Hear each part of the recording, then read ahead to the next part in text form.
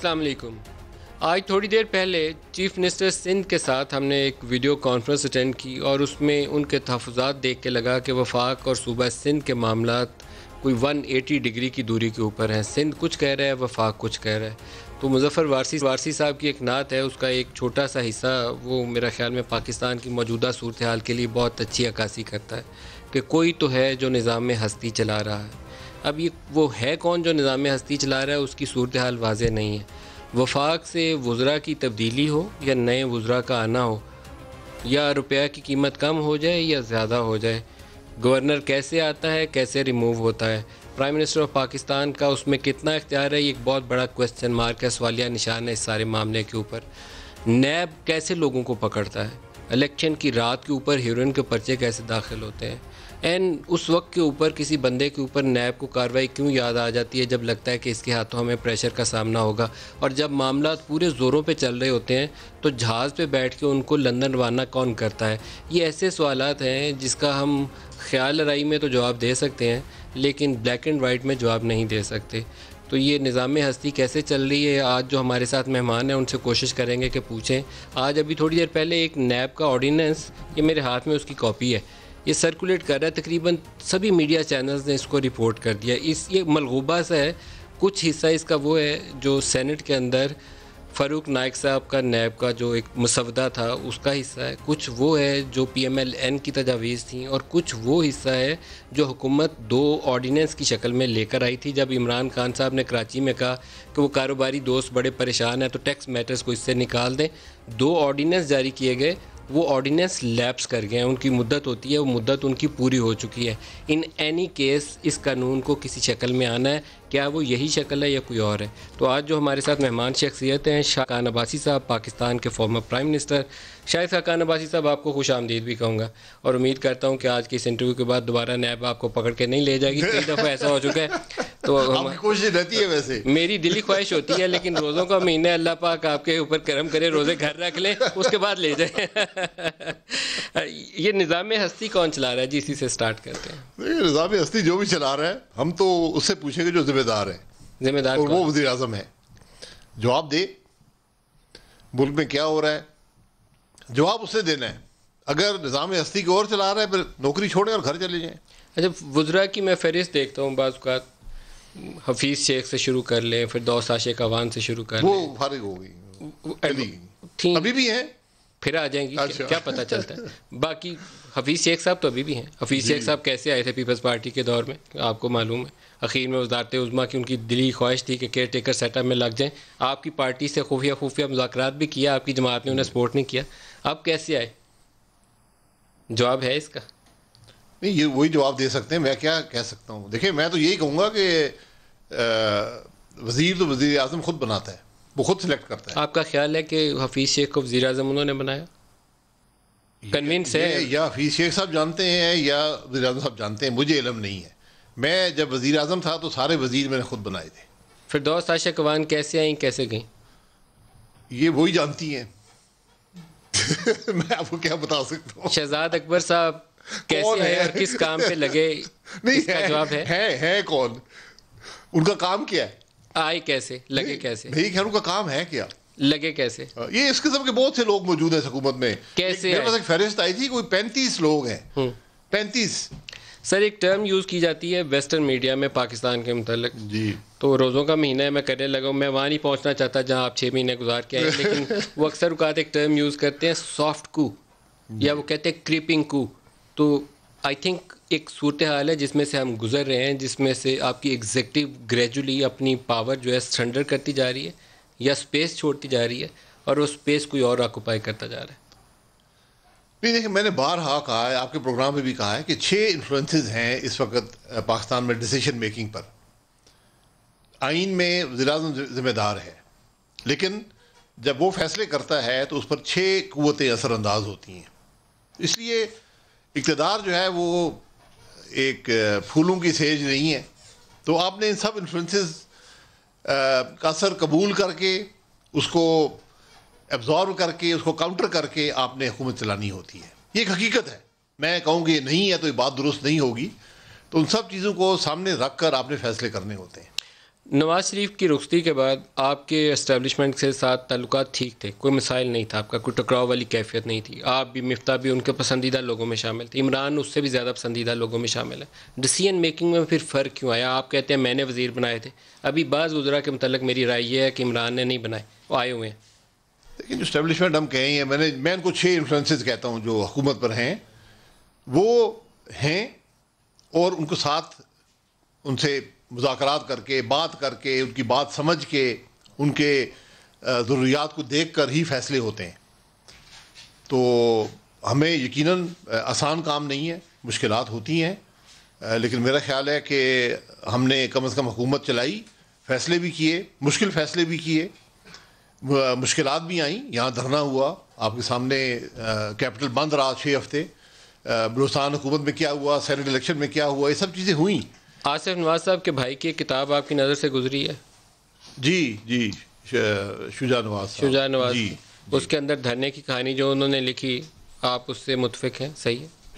جی میں مجھے اب یاد نہیں ہے انہوں نے کیا کہا. انہوں نے کہا ایک دو پیراگراف لکھے ہیں براہ راست جنرل ظہیر الاسلام کو بیسیکلی. تو اچھا پہلے دھرنے کی آپ بات کر رہے ہیں. اچھا جی, آپ کو اتفاق رائے ہے اس سے؟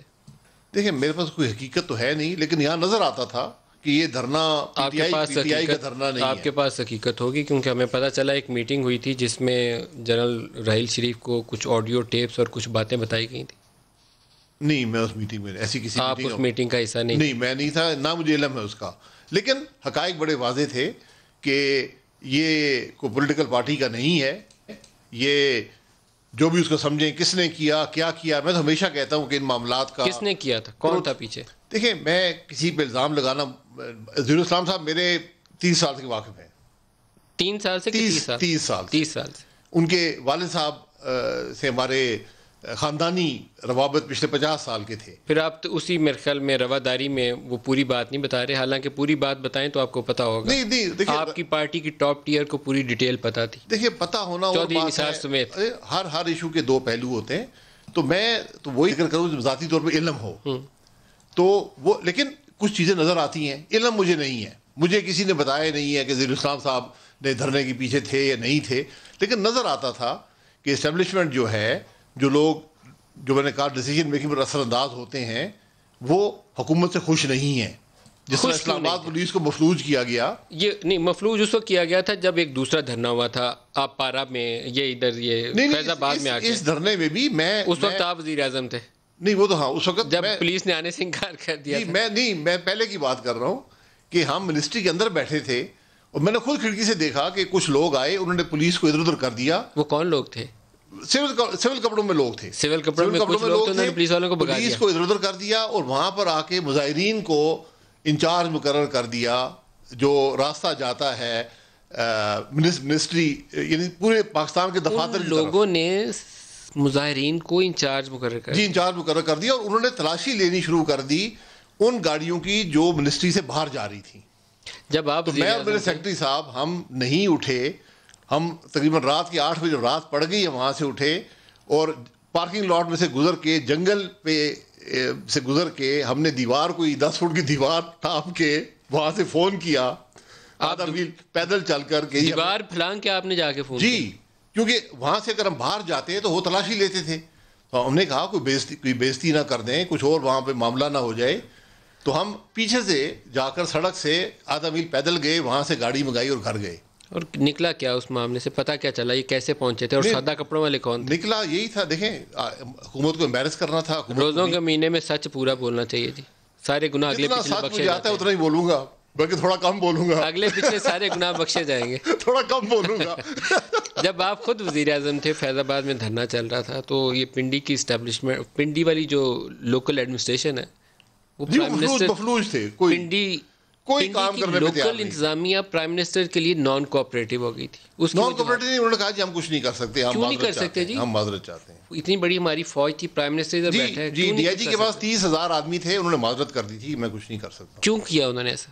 یہ ان کو پوچھے بلا کر, مجھے تو انہوں نے کہا ہم کچھ نہیں کر سکتے. آپ نے وجوہات جاننے کی کوشش کی؟ نہیں, وجوہات جاننے کی ضرورت کوئی نہیں تھی. جو حالات پیدا ہو چکے تھے وہ تھے.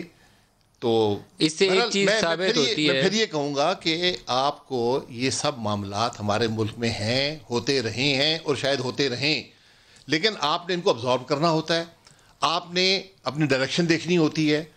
ٹھیک ہے, اگر آپ روز ان باتوں میں الجھ جائیں گے, یہ باتیں وقت کے ساتھ ختم ہو جائیں گی, ایک طریقے سے دوسرے طریقے ختم ہو جائیں گی, یہ اثرات ختم ہو جاتے ہیں, پوری دنیا کا تجربہ ہے.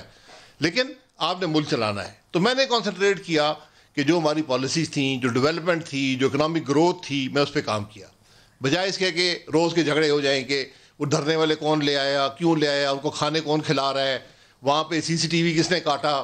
یہ میں رہنے دیتا ہوں پوسٹیرٹی کے لیے. یہ آپ ایک کمیشن مقرر کر لیں جو ٹروتھ ڈٹرمن کر لے کہ ملک میں ہوتا کیا رہا ہے. یہاں بہت کچھ ہوتا رہا ہے. میں ذاتی طور پر ایک چیز کو انڈورس کر سکتا ہوں کہ وہاں پر آپ کے لیے مخالفت نہیں تھی. نواز شریف کی پسندیدگی نہیں تھی, لیکن آپ کے لیے مخالفت نہیں تھی. نہیں, مخالفت ہونے کا جواز کوئی آپ کو تو, بلکہ میری اگر ذاتی اطلاع ہے, آپ پتہ نہیں اس کو مانیں گے کہ نہیں, آپ کو تو وزارت عظمیٰ کے لیے امیدوار کے طور پر بھی آپ قابل قبول تھے. نہیں, میں دیکھیں, میں اپنی جماعت کو امیدوار ہو سکتا ہوں, کسی اور کو امیدوار نہیں ہو سکتا. میں ان کاموں میں یقین نہیں رکھتا, نہ میں نے کبھی کام کیا. ان سارے واقعات سے ایک چیز ثابت ہوتی ہے کہ جب کسی کو کھینچ کے نیچے اتارنا ہو تو it just a matter of few days, کچھ بھی ہو سکتا ہے. جی بالکل ہو سکتا ہے, ہوتا رہا ہے, ہو سکتا ہے, اس میں کوئی ایسی بات نہیں ہے. تو اس سے نکلیں گے کیسے ہم آگے؟ دیکھیں, یہ ہر چیز کو وقت چاہیے, ہر چیز ایک پروسیس ہوتا ہے, کوئی معجزہ راتوں رات نہیں ہوگا, لیکن اس پروسیس کو وقت دینے کی ضرورت ہوتی ہے. میں نے ہمیشہ کہا ہے, اگر الیکشن میں انٹرفیئرنس ہوگی, ملک میں سیاسی نظام نہیں چل پائے گا. ملک میں سیاسی نظام اگر نہیں چلے گا, ملک ترقی نہیں کرے گا, سیدھی سی بات ہے. ایک اور سچ اگر آپ سے جاننے کی کوشش کروں, جنرل باجوہ کے ساتھ, سچ ہو گیا کافی, جنرل باجوہ کے ساتھ آپ کے حکومت کے, نواز شریف کی فیملی کے کوئی مسائل نہیں تھے. ان کے ڈیکیڈز اولڈ ریلیشنز تھے ان کے فادر ان لا سے, ان سے مسائل کی وجہ کیا بنی؟ نہیں, میرا نہیں خیال کوئی ریلیشن شپ تھی. میرا نہیں خیال کہ باجوہ صاحب کسی ریلیشن شپ کی وجہ سے, نہیں, اپوائنٹمنٹ اس وجہ سے نہیں ہوئی ہوگی, لیکن میں ویسے کہہ رہا ہوں کہ ذاتی طور پر ان دونوں کے آپس میں فیملیز کے ایک دوسرے سے اچھے ٹرم. میرا نہیں خیال سر, میرا خیال میرا سر, میں نے پوچھا ہوا ہے, میرا خیال ہے. چلیں, آپ کی بات درست ہوگی. میں 32 سال سے, بلکہ 35 سال سے نواز شریف صاحب سے پوچھا ہوا ہے, اس لیے میں بتا رہا ہوں, ان سے میری ملاقات رہی ہے. میں نے کبھی آپ 32 سال سے کن سے ملاقات رہی ہے؟ نواز شریف صاحب, ان کے گھر آنا جانا تو ایک تعلق ہے. میں نے کبھی وہاں پر نہ باجوہ صاحب کو دیکھا ہے پہلے, نہ کبھی ان کا نام سنا ہے. تو مسائل کیوں بنے؟ دیکھیے, میں پھر یہ کہا, یہ تاریخ کا حصہ ہے. یہ مسائل کیوں پیدا ہوئے, یہ نواز شریف صاحب بتا سکتے ہیں یا باجوہ صاحب بتا سکتے ہیں, اور میرا خیال ہے وہ بھی نہیں بتا سکیں گے, کیونکہ ایسی غلط فہمی پیدا ہو جاتی ہیں, ایسے حالات پیدا ہو جاتے ہیں جو آپ کو, آپ کی ڈیسیجن میکنگ کو, آپ کے ذہن کو اثر انداز کرتے ہیں. یہ ہوتا ہے. وہ بہت سی ویسٹرن انٹرسٹ ہے ملک کے اندر, جو نہیں چاہتے کہ ملک ترقی کرے, جو مختلف افواہیں پھیلا. جیسے آج یہ آپ کے سامنے نیب آرڈیننس آیا ہے. یہ کیسے آیا؟ ٹھیک ہے, یہ ایک ڈرافٹ ہے, مجھے ابھی آپ نے دکھایا ہے. تو یہ ایک ڈرافٹ تھا شاید 4 مہینے پرانا, جو ہم دیتے تھے, جو ہمارے لوگ جاتے تھے کمیٹی کے اندر, اسٹینڈنگ کمیٹی آن لا میں, ان کو ہم دیتے تھے کہ بھئی یہ باتیں ہیں جو ہونی چاہیے امینڈمنٹ میں. اس کے بعد بہت سی تبدیلیاں آئی ہیں. تو آج یہ لیک کیا گیا, اس کے کیا وجوہات ہیں, یہ شاید میں پھر کہوں گا کہ کوئی کمیشن بنے گا پاکستان میں کہ کیا ہوتا رہا ہے یہاں پہ, اس دن پتہ چلے گا. کچھ ہواؤں کے رخ بدلتے نہیں نظر آتے. کوئی کبھی لگتا ہے, کہتے ہیں کہ ویٹ کی رپورٹ لیک ہو گئی, کبھی کہتے ہیں شوگر کی رپورٹ لیک ہو گئی, کبھی کہتے ہیں فورینزک کرنی ہے, پھر 3 ہفتے کے لیے ٹال دی, پھر ایک پورا گروپ ہے اس نے دوسرے گروپ کو پی ٹی آئی کے اندر ٹالیا, نیچے گرا لیا اس کو. تو سم تھنگ از ہیپننگ. سر, ہوا بدلتی رہتی ہے, کبھی تیز چلتی ہے, کبھی ایسا چلتی ہے, کبھی ٹھنڈی چلتی ہے, کبھی گرم چلتی ہے, لیکن جو ہوا ملک کے مفاد میں نہ ہو, میں اس ہوا کے حق میں نہیں. ابھی والی مفاد میں ہے. دیکھیں, ابھی تو جو حالات ہیں آپ کے سامنے ہیں. ایک حکومت ہے, وہ جس طرح آئی چلے, ہم نے اسمبلی میں آگے قبول ہو گئی. یہ حکومت ملک کے معاملات حل نہیں کر سکتی, یہ بات بڑی واضح ہے. آپ کان کو ایسے پکڑیں, ادھر سے پکڑیں, یہ آپ کی مرضی ہے, حکومت نہیں چلے گی. یہ وزیر اعظم کام نہیں کر سکتا. اس کے پاس وزیر جو ہیں وہ سارے کرپٹ ہیں, یا نااہل ہیں, یا دونوں ہیں. میں اوپنلی کہتا ہوں, میں کسی کے بارے میں بات نہیں کرنا چاہتا. میں ایک ایک کو جانتا ہوں, کہاں سے آئے ہیں, کیا کرتے ہیں, آج کیا کر رہے ہیں. سب سے زیادہ کرپٹ کون ہے؟ اس کو رہنے دیا. میں دیکھیں کیٹیگرائز کر لینا, آپ نے کہا آپ ایک ایک کو جانتے ہیں, نام لینے کا فائدہ. میں دیکھیں ہمیں یہ سبق نہیں ہے, ہم نے جس شخص کے ساتھ سیاست کی ہے وہ یہ بات نہیں کرتا. کیا اسی کمزوری کے سبب تو یہ انڈکشن نہیں ہو رہی جو آؤٹ آف دی پارٹی لوگ آ رہے ہیں, کیونکہ پارٹی چل نہیں رہی ہے تو انہوں نے کہا کہ ری انفورسمنٹ کے طور پر کچھ دستے منگواتے ہیں تاکہ پارٹی چل پڑے. دیکھیں اس ملک میں انٹیلیجنس کے ادارے موجود ہیں, آئی بی بھی ہے, آئی ایس آئی بھی ہے, دونوں پرائم منسٹر کو رپورٹ کرتے ہیں. کیا ان کے پاس رپورٹ نہیں ہے کون سا وزیر پیسے کہاں سے آیا ہے, اس کا بیک گراؤنڈ کیا ہے, یہ پتہ نہیں ہے ان کو یہ پتہ نہیں ہے آج کون سا وزیر پیسے کھا رہا ہے. کون کھا رہا ہے مجھے بتائیے. اگر میں کہوں گا تو وہ الزام ہی ہوگا نا بغیر کسی ثبوت کے. ابھی بھی تو آپ لگا رہے ہیں, ابھی تو آپ پوری حکومت پہ لگا رہے ہیں, یا تو بتائیے. میں یہ دیکھیں بات یہ ہے, جو جب آدمی وزیر پیسے کھاتا ہے نا مارکیٹ میں خبر ہوتی ہے. کس کی خبر؟ جب میں دکان لگا لوں نا کرپشن کی تو خبر ہوتی ہے. کس کی خبر؟ کہ شاید عباسی پیسے کھا رہا ہے. کس کی خبر سب سے زیادہ؟ سب کی خبریں ہیں, کس کی نہیں ہے یہ پوچھیں. پروگرام کے بعد پوچھو, آپ بعد میں پوچھ لیں, ان لوگوں سے بھی ملوائیے گا. میں آپ کو کہوں گا کہ کس کی نہیں ہے وہ بتا دوں گا. وہ آسان ہے, وہ چند نام ہے, اور وہ ایسے ہیں جن بیچاروں کو اختیار ہی کوئی نہیں ہے, وہ لوگ ہیں. اچھا 2013 اور 2018 کا الیکشن, کچھ ایسی سیٹیں تھیں جن کے نتائج ادھر یا ادھر ہو کے اوپر شبہ ہے کہ ہوئے. 35 پینچر عمران خان 2013 کے الیکشن کے اوپر کہتے تھے وہ ہوں گے 15-20 سیٹوں کے اوپر. لوگوں کو پک اینڈ چوز کیا گیا ہوگا, کچھ کو ہروایا گیا ہوگا, کچھ کو جتوایا گیا ہوگا. 2018 میں بھی اس سے زیادہ فرق نہیں تھا. باقی سیٹوں پہ آپ کا صحیح مقابلہ تھا. پی ٹی آئی اور پی ایم ایل این کی صحیح ٹکر تھی پورے پنجاب میں. اگر آپ یہ کہیں کہ نہیں ٹکر تھی تو یہ بات میں نہیں مانتا. میں نے پورا پنجاب کا کونا کونا گھوما تھا. ایشو کیا ہے پھر؟ پارٹی جیتی ہے تو ووٹ لے کے جیتی ہے, پرابلم کہاں پر ہے؟ کون سی party? P T I, Pakistan Tehreek Insaf. دیکھیں میں نہیں سمجھتا. بہرحال میں پھر یہ کہوں گا وہ ماضی میں ہو گیا نا, اب کام کریں. کام کیوں نہیں ہوتا آپ سے؟ کیوں نہیں ہوتا؟ اسی لیے نہیں ہوتا کہ آپ کے پاس مورل اتھارٹی نہیں ہے. آپ کی جو اخلاقی جرت ہے, یعنی جو مقام ہے وہ کمزور ہے. حکومت اگر مورٹی نہ ہو نہیں چلے گی. آپ 50 آئنسٹائن لے آئیں پاکستان میں, ان کو کیبنٹ کے وزیر بنا دیں, ملک نہیں چلے گا. سب سے ضروری بات کہ آپ مورل اتھارٹی سے آئے ہوں, آپ چور دروازے سے نہ آئے ہوں, پھر بات ہوتی ہے. یہ بنیادی بات ہے, اس کو آپ جیسے بھی لیں. آپ عدالت جا رہے ہیں پھر شوگر والے معاملے میں؟ میں نے کمیشن کو خط لکھا ہے کہ میں کمیشن کے سامنے پیش ہونا چاہتا ہوں, میرے پاس حقائق ہیں. مفتاح بھی جائیں گے ساتھ؟ نہیں, میں جا رہا ہوں اور خرم دستگیر صاحب ہیں. مفتاح کو تو لے کے جائیں. پاکستان کی سب سے زیادہ چینی مفتاح کھاتے ہیں, آپ کو پتہ ہے. آج کمیشن نے خط لکھا ہے کہ آپ ہمیں انفارمیشن جو ہے تو وہ دے دیں. تو یہ کمیشن کی حال ہے کہ کہتے ہیں انفارمیشن, بھائی تحقیقاتی ادارہ آپ ہیں, میں کہاں سے میں تو آپ کو بتاؤں گا کہ یہ خرابی کیسے ہوئی. میں ملک کا وزیر اعظم رہا ہوں, ECC کا ممبر رہا ہوں, ان کو بتاؤں گا کیسے ہوئی. غلط فیصلے سے ہوئی. کس نے پیسے کھائے؟ پیسے پھر یہ تفتیشی ادارہ پتا کرے نا. وہ بات کی بات ہے, پہلے ڈٹرمن کریں کہ کیا کس نے ہے, ہوا کیسے ہے. کیسے ہوا؟ ECC سے شروع ہوا, غلط فیصلہ ہوا. آپ کا خیال ہے کہ جو ECC نے جو اپروول دی سب سے پہلے اس کو پکڑے؟ جی بالکل. آپ کو پتہ ہے اسد عمر نے اپروول دی تھی؟ جی بالکل, پکڑے نا اس کو. اسد عمر کوئی اس سے بالا تر تو نہیں ہے نا. یا اسد عمر کہتے ہیں میں نالائق تھا, مجھے سمجھ نہیں آتی تھی, میں نے غلط فیصلہ کر لیا. ٹھیک ہے, غلط فیصلے ہو جاتے ہیں, کوئی بات نہیں ہے. پھر کابینہ کے پاس گیا, کابینہ وزیر اعظم چیئر کرتا ہے, انہوں نے اپروول دی. وہاں پر وزراء بیٹھے تھے 4 کم از کم جو خود شوگر ملوں کے مالک ہیں, اس وقت اس ٹیبل پر بیٹھے تھے. کیا وہ اس میں حصے دار نہیں ہیں؟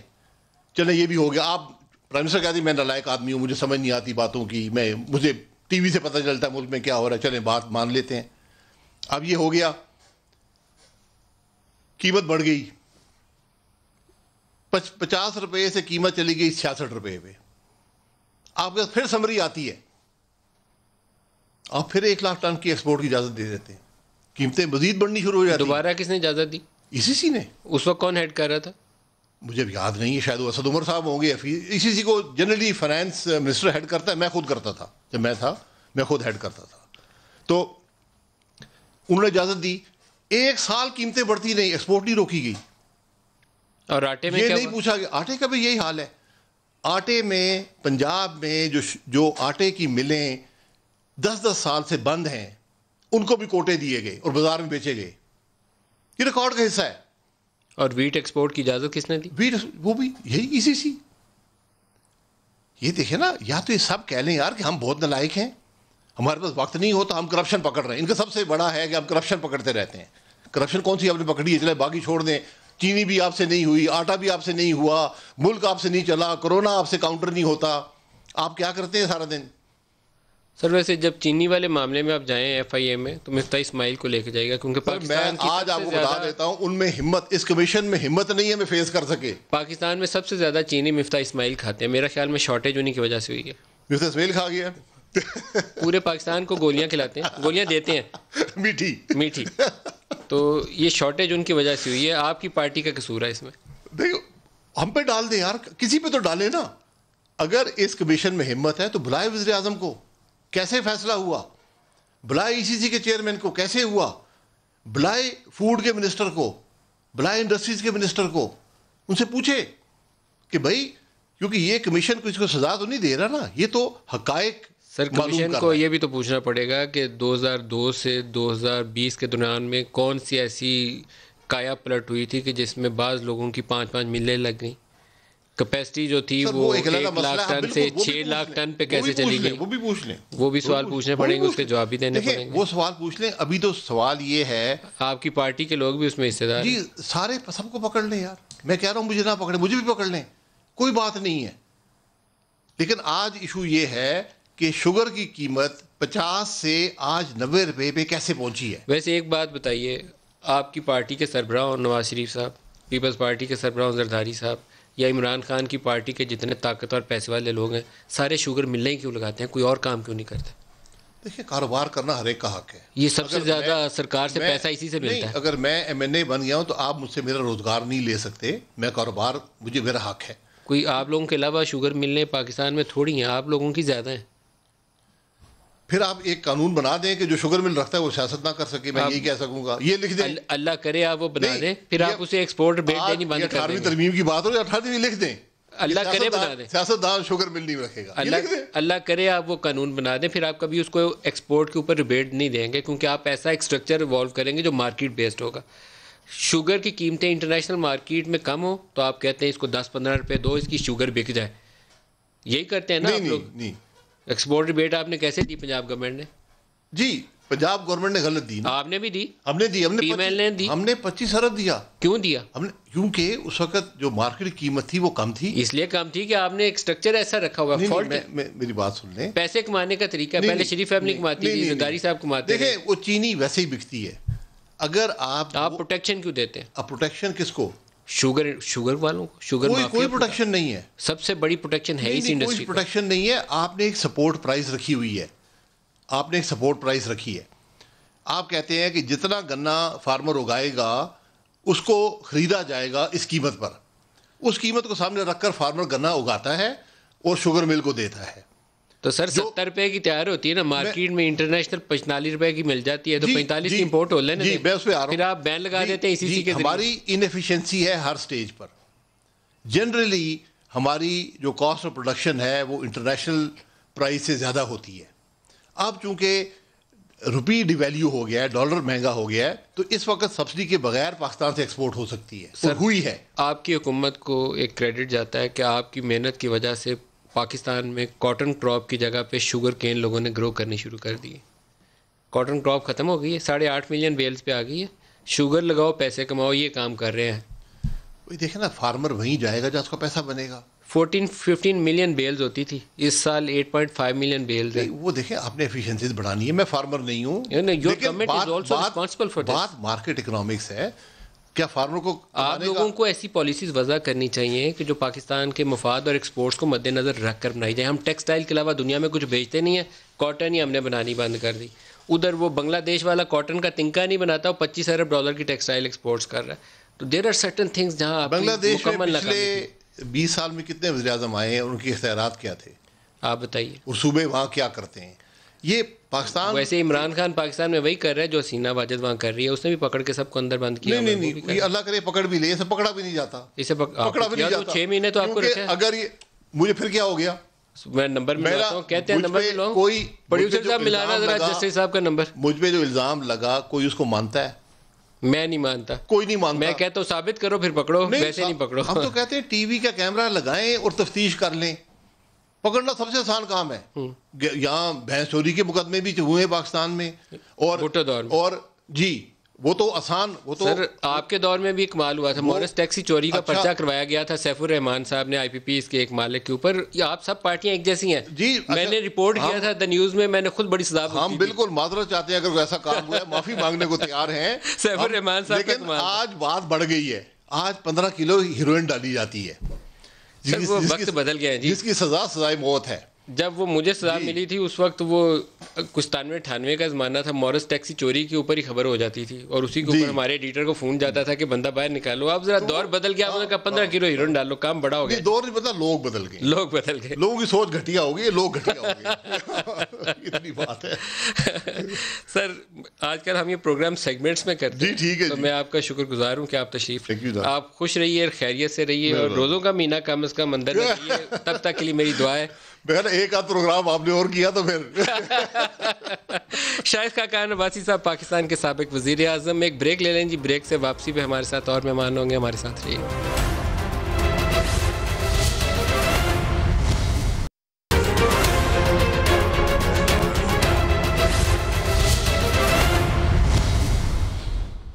شیخ عبد الرحمن السدیس امام کعبہ, ان کے بیان کا اردو ترجمہ ہم نے آپ کو سنوایا.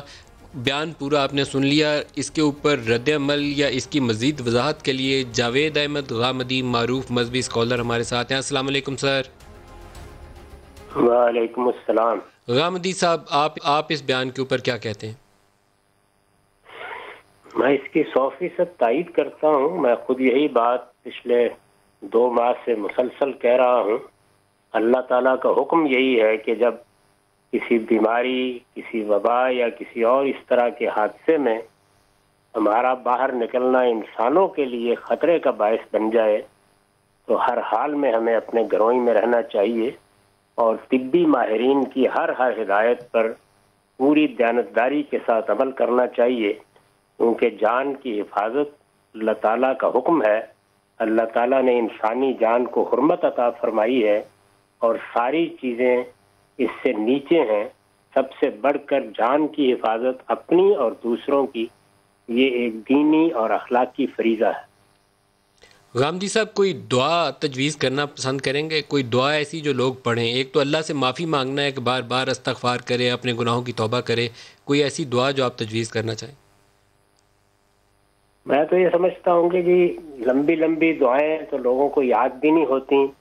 اگر وہ اپنی زبان میں اپنے طریقے پر اپنے رب کو پکاریں, اپنے گناہوں کی طرف توجہ کریں, اپنے حالات اپنے مالک کے سامنے رکھیں, اس کے سامنے تضرع اور زاری کریں, اور جو بھی ٹوٹے پھوٹے الفاظ ان کی زبان پر جاری ہوں ان کا مالک سمجھتا ہے, ان میں دعائیں کریں تو سب سے بہتر یہ ہے.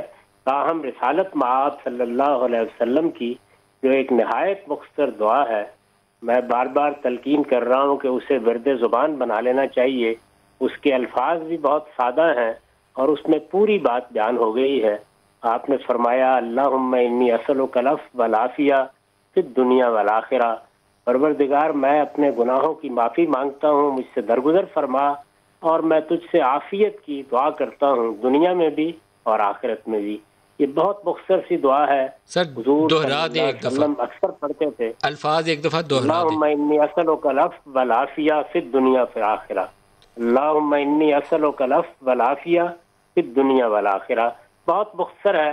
اگر ورد زبان ہو جائے, اٹھتے بیٹھتے سوتے جاگتے آدمی پڑھتا رہے, تو اس سے بڑھ کر ہم کیا مانگیں گے اللہ سے کہ ایک طرف گناہوں کی معافی مانگ لیں, دوسری طرف عافیت طلب کر لیں. بس یہی 2 چیزیں اس وقت چاہیے.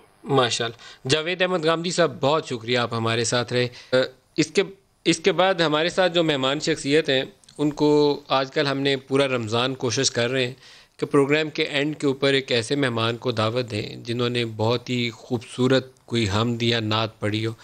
تو آج جو ہمارے ساتھ مہمان شخصیت ہیں, یہ جب پڑھیں گے تو آپ کو بہت مزہ آئے گا. ان کے وہ ایک ایک جو لفظ ہے اس کلام کا, وہ دل میں ہی اترنے والا ہے, اور اس کو اگر سمجھ لیا جائے اور ڈوب کے سن لیا جائے تو شاید اس کے اندر معافی مانگنے کے لیے اور اللہ سے رجوع کرنے کے لیے دل میں وہ جذبہ بھی بیدار کر سکتے ہیں. شراز اپل صاحب السلام علیکم. وعلیکم السلام, کیسے ہیں آپ؟ خیریت سے؟ بہت شکریہ، اللہ پاک کا کرم ہے. آپ فرمائیے آج کل آپ گھر میں ٹائم کیسے بتا رہے ہیں؟ باہر جاتے ہیں مارکیٹوں میں گھومتے ہیں یا گھر میں ٹائم گزارتے ہیں؟ میں پہلے بھی نہیں گھومتا تھا. یہ جو آپ اس وقت جہاں میں بیٹھا ہوں دس از دا بیسمنٹ آف مائی ہاؤس, اور میرا اسٹوڈیو یہاں پہ ہے اور بیڈ روم اوپر ہے. میرا پہلے کوئی 15 سال سے کوارنٹین میں ہی ہوں میں, اور اوپر سے نیچے, نیچے سے اوپر, یہی میرا روٹین ہے. اور باہر نکلنا ویسے ہی کم ہوتا ہے. کسی ایونٹس وغیرہ کے لیے ہوتا تھا, وہ آج کل ہو نہیں رہے. تو مجھ سے جس نے ملنا ہوتا تھا یہیں آتا تھا. تو آج کل تو وہ بھی بہت کم ہے of course, because if I am being too careful تو باقی لوگ بھی کچھ جو جاننے والے ہیں of course they are taking care of themselves, اور social distancing of course follow کر رہے ہیں اس چیز کو. اور گھر کے کاموں میں ہاتھ بٹاتے ہیں جی, وہ کچن میں کوئی برتن وغیرہ دھوتے ہیں, کوئی بیوی کے ساتھ ہاتھ بٹاتے ہیں کہ نہیں کچھ کرتے؟ نہیں, میں بتا رہا ہوں کہ 15 سال سے یہ روٹین ہے, تو 15 سال پہلے یہ سب کر کے فارغ ہو چکا ہوں میں, اور بتا چکا ہوں نہیں یہ میرا کام نہیں ہے, تمہارا ہے.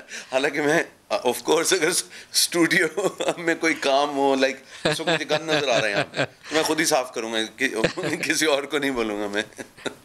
کیونکہ ہم نے آپ سے سننا ہے جی, گارڈ کی ڈیوٹی ہے, گارڈ کجا من کجا, باہر ہی آتا ہے, باہر سے ہی چلا جاتا ہے. تو پہلے سن لیں, پھر یہ نہ ہو کہ ہمارا ٹائم کم رہ جائے. باقی باتیں میں اینڈ سے آپ سے کروں گا, پہلے وہ سنا دیں, اور ویسے ہی سنائیے گا جیسے آپ نے اس دن وہ پڑھی تھی اسٹوڈیو کے اندر. کیا کمال ہے اس کے اندر, اللہ کا نام لیں, بسم اللہ پڑھیے.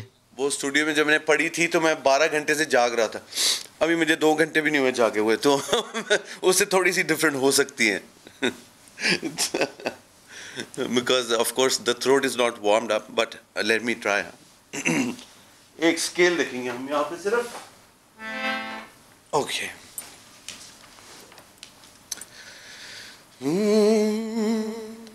تو کجا من کجا, تو کجا من کجا, تو کجا من کجا, تو کجا من کجا. تو امیر حرم میں فقیر حجم, تو امیر حرم میں فقیر حجم. تیرے گن اور یہ لب میں طلب ہی طلب, تیرے گن اور یہ لب میں طلب ہی طلب. تو عطا ہی عطا, تو کجا من کجا,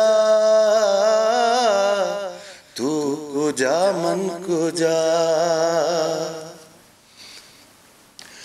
تو حقیقت ہے میں صرف احساس ہوں,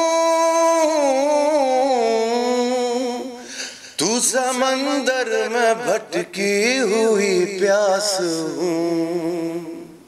میرا گھر خاک پر اور تیری راہ گزر, میرا گھر خاک پر اور تیری راہ گزر. سدرۃ المنتہا, تو کجا من کجا, تو کجا من کجا, تو کجا من کجا, تو کجا من کجا. سا سارے سانی پانی سگا, ماگا مارے سارے نی سا سا, رے سانی پانی سگا, ماگا مارے سارے نی سا سا, رے سانی پانی سگا, ماگا مارے سارے نی سا سا, رے سانی پانی سگا, ماگا مارے سارے نی سا. اے فرشتو وہ سلطان معراج ہیں, تم جو دیکھو گے حیران ہو جاؤ گے. زلف تفسیر واللیل بن جائے گی, چہرہ قرآن سارا نظر آئے گا, چہرہ نظر آئے گا, چہرہ نظر آئے گا. میرے آقا امام صفِ انبیاء, نام پہ ان کے لازم ہے صلی علی, لازم ہے صلی علی, لازم ہے صلی علی. تو کجا من کجا, مصطفیٰ مجتبیٰ خاتم المرسلین المرسلین یا رحمت للعالمین تو کجا من کجا تو کجا من کجا. آئی گیس پوری پڑھوں گا تو بہت لمبی ہو جائے گی وہ. بہت اچھا جی، بہت اچھا، بہت مزہ آیا، بہت مزہ آیا. میں مظفر وارثی کی کچھ پرانی نعتیں سن رہا تھا، وہ مجھے معلوم نہیں ہے کہ آپ ان میں سے کسی کو کبھی ان کمنگ پروگرام میں اٹیمپٹ کرنا چاہیں یا نہیں. میں نے آج پروگرام کے شروع میں ایک ذکر کیا کہ کوئی تو ہے جو نظام ہستی چلا رہا ہے. وہ ایک ایسی ہے جو فار ایور ہے، آپ جب بھی سنیں گے نا تو آپ کا وہ دل اندر سے موم کر دے گی. اسی طریقے سے یہ تو کجا من کجا ہے، بہت اچھی ہے یار، بہت اچھا پڑھا آپ نے، ویری ویل ڈن، بہت اچھا کیا آپ نے شراز اوپر. جزاک اللہ جی، thank you so much, thank you so much Nadeem. اس پینڈیمک کے اندر میری یہ دعا ہے کہ اللہ تعالیٰ ہماری قوم کو اور اس پوری دنیا کو اس جو بھی آزمائش ہے، بیکاز میں اس کو عذاب نہیں، میں اس کو آزمائش کہتا ہوں کہ اللہ تعالیٰ کی طرف سے بہت بڑی آزمائش ہے ہم سب کے لیے. بیکاز ہم پتہ نہیں کن کن رستوں میں بھٹک رہے تھے، ان سے بہت چھوٹی چھوٹی چیزوں پہ اللہ تعالیٰ نے پوری قومیں تباہ کر دی ہوئی ہیں. تو ہم تو پتہ نہیں کہاں کہاں پھرے تھے، اور میں ہمارے اندر بہت آ چکی تھی، میں یہ میں وہ، میں ٹیکنالوجی کا ماسٹر، اور میں سپر پاور. اللہ تعالیٰ نے صرف کہا ہے اوقات بتاؤں تمہاری اوقات ہے کیا. تو ہم سب اگر اس چیز کو سمجھ جائیں نا اور اپنی اپنی اوقات پہ ہم آ جائیں تو بے شک یہ جو آزمائش ہے اس کو ہم اللہ تعالیٰ ہم پورا اتریں گے انشاءاللہ اس کے اوپر، اور اللہ تعالیٰ شراز کوئی اور کسی نعت کے کوئی اشعار یا کسی حمد کے کوئی اشعار کچھ پڑھنا چاہیں گے؟ میں نے آف کورس اے آر رحمان کے ساتھ ون ورلڈ پیس کانسرٹ میں وہ جو ہم نے اکٹھے پڑھی تھی، نیو یارک کے اندر تھا، اور وہ تھا کن فیکن. اس کے سنا دیجیے، آپ کو تھوڑا سنا دیجیے. سنا دیتا ہوں. یا نظام الدین اولیاء، یا نظام الدین سرکار، قدم بڑھا لے حدوں کو مٹا لے، آجا خالی پن میں پی کا گھر پیارا، تیرے بن خالی آجا خالی پن میں، تیرے بن خالی آجا خالی پن میں. رنگ ریزا رنگ ریزا رنگ ریزا او رنگ ریزا، کن فایا کن کن فایا کن فایا کن فایا کن فایا کن فایا کن کن فایا کن کن فایا کن فایا کن فایا کن فایا کن فایا کن. جب کہیں پہ کچھ نہیں بھی نہیں تھا، وہی تھا وہی تھا وہی تھا وہی تھا. جب کہیں پہ کچھ نہیں بھی نہیں تھا، وہی تھا وہی تھا وہی تھا وہی تھا. وہ جو مجھ میں سمایا، وہ جو تجھ میں سمایا، مولا وہی وہی مایا. وہ جو مجھ میں سمایا، وہ جو تجھ میں سمایا، مولا وہی وہی مایا. کن فایا کن کن فایا کن. صدق اللہ العلی العظیم، صدق رسولہ النبی الکریم.